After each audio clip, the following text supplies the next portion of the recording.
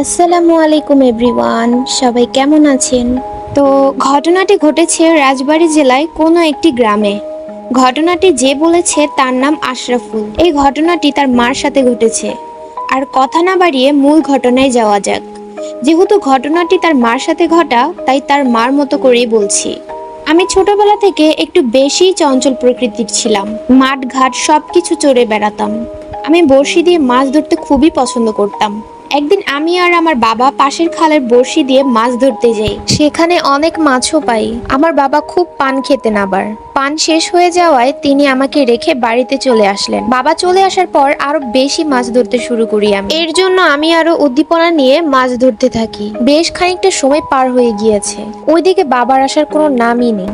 আমি বেশ অনেক সময় ধরে লক্ষ্য করছি যে আমার পেছন দিয়ে কেউ আসা যাওয়া করছে। আমি পেছনে ফিরে দেখলাম সেখানে কেউই নেই।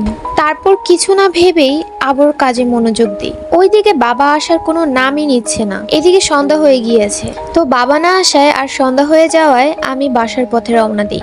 কিছুক্ষণ পর মনে হলো কেউ আমার পিছন দিয়ে আসছে। আমি পিছনে তাকাতেই দেখি সেখানে কেউ নেই। এটা দেখে আমি একটু ভয় পেয়ে যাই। তারপর আমি পিছনে না তাকিয়ে এক টানা হেঁটে তাড়াতাড়ি বাসায় চলে আসি।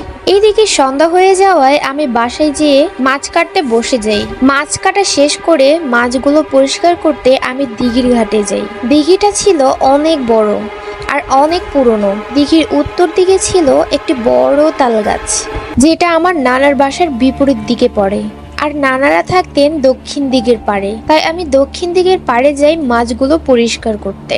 মাছ পরিষ্কার করতে করতে আমার নজর যায় ওই তাল গাছের দিকে। তাল গাছ থেকে কিছু একটা পানিতে নামছে। আমি কেন জানি ওইটার দিক থেকে নজর সরাতেই পারছিলাম না। ওইটা খুব দ্রুত বেগে আমার দিকে আসতে শুরু করলো। যখনই